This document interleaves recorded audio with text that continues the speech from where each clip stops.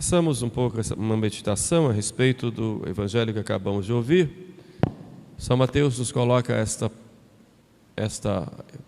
episódio, que é muito simples, mas para mostrar, nos fazer entrar no grande mistério de misericórdia e do amor de Deus para conosco. E é um episódio, como eu disse, simples. João estava no cárcere, havia denunciado o pecado de Herodes, que estava em adultério com a mulher de seu irmão, mulher chamada Herodíades, e por causa dessa denúncia João foi preso. E sabendo que a sua morte se aproximava, mandou 2 discípulos irem a Jesus para perguntar se Jesus era realmente o Messias ou deveriam esperar por outro.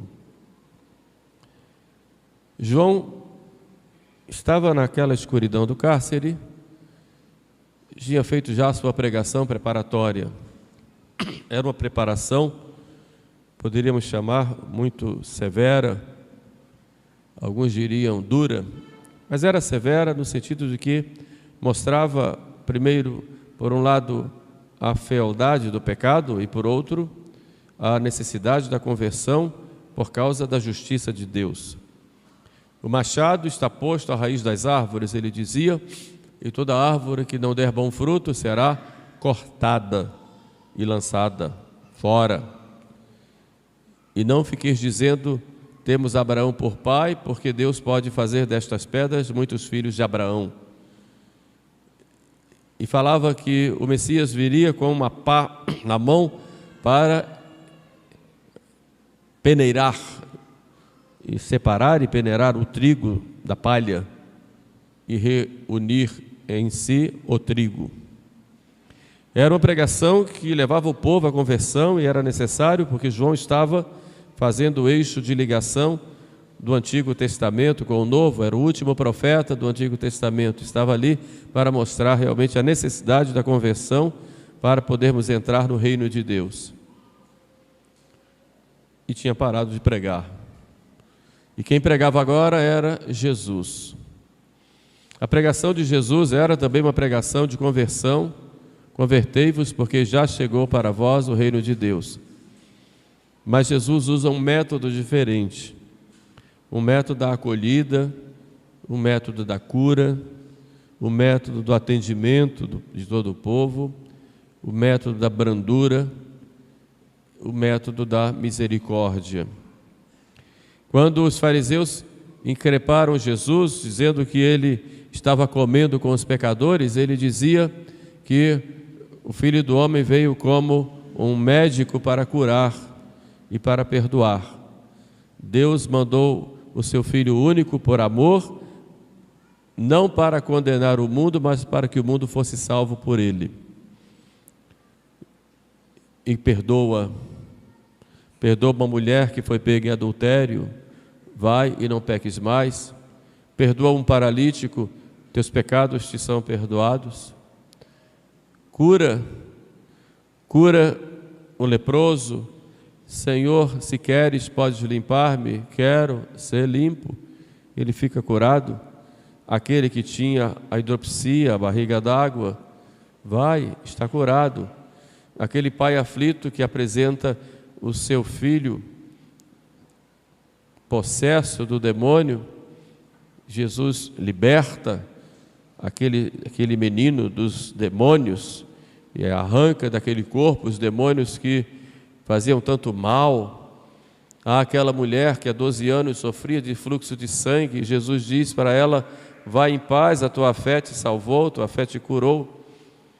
E assim Jesus vai pregando, ensinando, e quando vê que o povo está faminto, porque estava seguindo a ele, multiplica os pães 2 vezes, e depois indica que aqueles pães eram prenúncio do pão da vida que ele daria, que é ele mesmo. O pão que eu darei é minha carne para a vida do mundo. De modo que toda a pregação de Jesus é uma pregação que leva à conversão, mas uma pregação que fala muito da misericórdia. Ide contai a João o que vistes e ouvistes. Ele vai dizer para aqueles 2 que foram enviados do cárcere por João.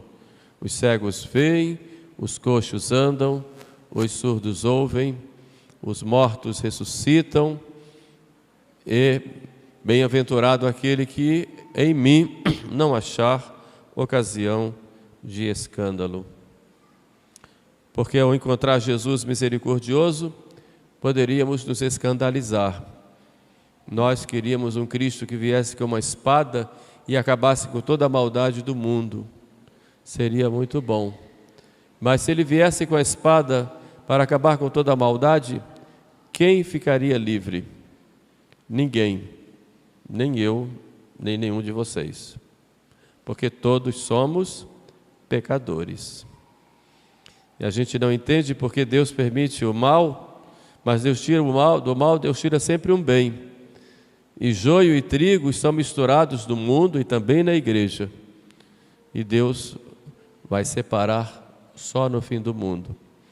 Embora Ele use também a justiça, e a igreja também pode usar da justiça, mas até a justiça aplicada pela igreja, como por exemplo as penas, o interdito, uma suspensão que pode ser dada aos clérigos, o interdito que pode ser dado aos leigos, ou a excomunhão que pode ser dada a todos, ou qualquer outra pena que se dê na igreja, ela não tem o fim de maltratar, de se vingar da pessoa, mas ela tem o fim de curar.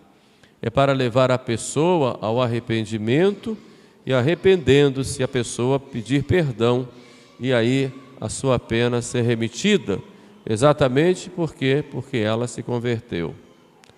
Portanto, a igreja, mesmo quando ela pune, ela usa de sua misericórdia. Mas olhemos outros aspectos nessa ida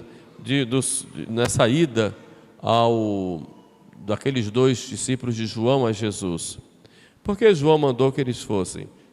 Primeiro, para que eles vissem com os próprios olhos as maravilhas de Cristo e pudessem encontrar em Cristo a verdade. Assim, todo pregador do Evangelho não é pregador para si, ele prega para levar as pessoas a Jesus. Então, o padre, ele não é um pregador que vai como um agente social. Embora ele faça caridade, o padre não é um agente social que está aí para fazer obras sociais e tudo, embora possa fazer também, mas a sua finalidade não é essa. O padre não é um político que chega para vocês e diz: votem tal partido ou tal partido. Esse partido é o partido de Cristo. E muitas vezes usa o próprio nome de Cristo para dizer: esse é o partido que mais está de acordo com o Evangelho. Não posso fazer isso, de jeito nenhum. Muitas vezes usando até do nome de Jesus para espalhar ideias falsas no meio do povo, de jeito nenhum. O padre também não é um pregador para pregar aqui numa ideologia. A gente sabe que as ideologias são sempre falsas. Aliás, o termo ideologia foi criado por um homem chamado Karl Marx, conhecido. E daí veio o comunismo. Ideologia é uma ideia falsa que se espalha no meio do povo, tendo outra intenção por trás. Essa é a definição que Karl Marx dá de ideologia. Padre não é para isso. O sacerdote ou o pregador do Evangelho, e digo aí também os catequistas, os leigos, que pregam, que dão catecismo e tudo, os professores de religião, eles estão como João, para levarem as pessoas para Jesus. Só para Jesus. Só a Jesus importa, só. João também mandou aqueles homens irem a Jesus para que aqueles homens pudessem contemplar a misericórdia de Jesus e serem atraídos por Ele. Por fim, mandou a Jesus para que Ele diminuísse e Jesus aparecesse, para que eles não se apegassem a João, mas se apegassem a Jesus. De modo que vocês estão vendo que o centro da nossa vida cristã, da nossa vida católica, é a pessoa de Jesus Cristo, que nos atrai, que nos dá um sentido verdadeiro da nossa vida. E tendo esse novo sentido da vida para enxergarmos o mundo como obra de Deus, como criatura de Deus, e todas as criaturas como meios para alcançarmos o nosso fim último. E nosso fim último só é alcançado porque esse homem, que é Deus, morreu por nós na cruz, e é por isso que nós vamos a Ele. Mas Ele fica aqui na terra, na hóstia consagrada, Jesus todo inteiro, e fica através da igreja. A igreja, ela é a presença de Jesus no mundo, e ela é chamada de católica. E o termo católica significa universal, ou seja, a igreja é para todos os homens. Todos têm um lugar na igreja. E é claro que todos têm um lugar na igreja e entram na igreja pelo batismo. Podem entrar na igreja todos e entram pelo batismo. E católico é aquele que professa a fé que vem dos apóstolos. Por isso deve viver essa fé. Todos têm a mesma fé. Que todas prestam o mesmo culto, centralizado na Santa Missa, sacrifício eucarístico do altar. E todos têm o mesmo regime, que é vivem em comunhão com o sucessor de Pedro e com o colégio dos apóstolos, com os sucessores dos apóstolos, que são os bispos. Isso é o que caracteriza aquele que é católico. Mas, como eu disse, católico, a igreja é católica para todos, para que todos venham, para que todos pertençam. Porque nós sabemos que fora da igreja não há salvação. Não há salvação. Eu sei que vão me criticar e fazer muito dislike para mim quando eu disser o que eu vou dizer agora. Lá no céu só tem católico. Podem gritar contra, mas só tem católico. Mesmo aquela pessoa que até inconscientemente não sabia, porque a pessoa pode se salvar, mesmo que não esteja na visibilidade da igreja, desde que não saiba, não conheça a igreja e viva a lei natural, saiba direitinho ver essa lei natural de acordo com o plano de Deus. Ele é um católico em desejo, embora nem conheça ainda. Mas no céu a igreja tem a sua plenitude, é a esposa, como diz o Apocalipse, ornada para o seu esposo, que é Jesus. Por isso, às vezes, a gente não entende que certas autoridades da igreja rejeitam os próprios católicos. É doloroso isso. Nós aqui temos a graça de termos um bispo tão acolhedor, Dom Luiz Henrique, em Nova Iguaçu também, nossa comunidade lá, no Rio também, os bispos tão acolhedores, que compreendem bem nossa forma litúrgica da missa tradicional, mas infelizmente há outros que não, que muitas vezes até perseguem, que tem aqueles que querem a missa tradicional como cidadãos de segunda classe, ou como dizia o cardeal Ratzinger, que depois se tornou Papa, eu não consigo entender como os meus irmãos do episcopado consideram aqueles que querem a missa tradicional como se fossem verdadeiros leprosos na igreja, dos quais a gente tem que se livrar. Palavras duras do cardeal Ratzinger. Enquanto acolhem pessoas de diversas religiões, inclusive com cultos pagãos dentro da liturgia católica, com abusos litúrgicos, admitem, participam, presidem, oficiam, não conseguimos entender como alguns, graças a Deus não são todos, nem a maioria, mas como alguns têm essa ideia de que se aceita tudo, menos aqueles que querem uma liturgia mais silenciosa, que tenha mais sacralidade, ou que por outro motivo esteja apegado ou identificado com o rito, mas na forma tradicional. O próprio Código de Direito Canônico diz que aquele que preside a igreja particular, o bispo, ele tem o dever de atender aos fiéis dos diversos ritos na sua diocese, e a gente não entende por que tomam esse tipo de atitude. Deus os julgue. Nós só rezamos para que todos possam receber o atendimento correto e busquem a salvação das almas.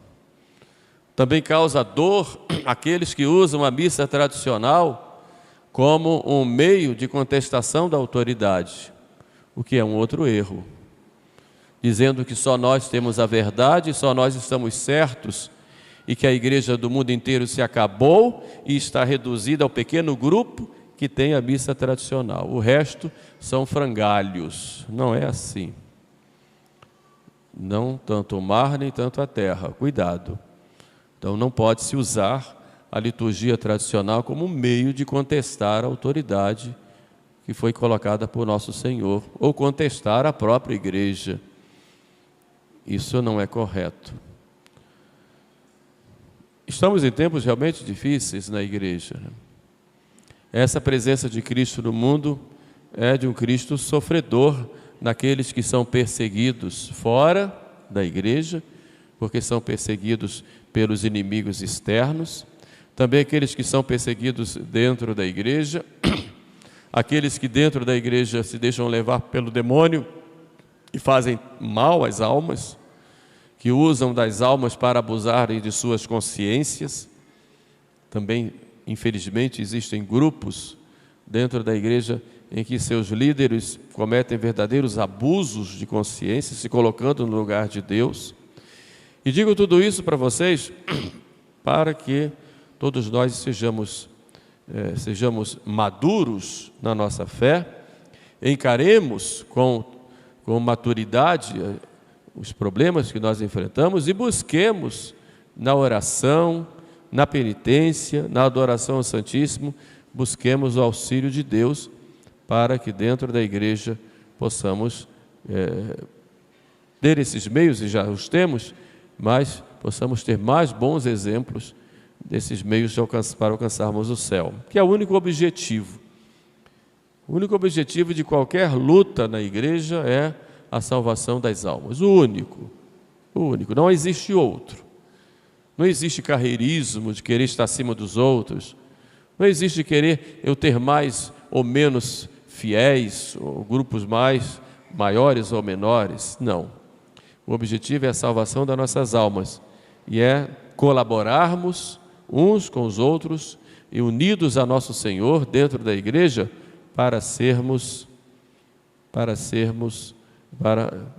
como membros deste reino de Cristo que se implanta na terra através dele mesmo, como pessoa, das diversas instituições e atividades. Mas isso é motivo de escândalo, e seremos bem-aventurados se não nos escandalizarmos. Neste advento, vamos nos converter, olhar para o presépio e contemplar ali a família sagrada, uma família despojada, simples e pobre, mas que nos dá o exemplo de verdadeira santidade. Rezemos também pela nossa igreja, pelos nossos sacerdotes, pelos nossos irmãos perseguidos em todos os lados. Peçamos também para que a Santa Missa seja bem celebrada em toda parte, não haja tantos abusos com a Eucaristia, que nosso Senhor nos dê essa graça de vivermos dias melhores, com muita fé, muita confiança e, sobretudo, com muito amor a nosso Senhor, porque foi exatamente isso que Ele veio trazer à terra. Eu vim trazer fogo à terra e o que eu quero é que ele arda, este fogo de seu amor. Louvado seja nosso Senhor Jesus Cristo.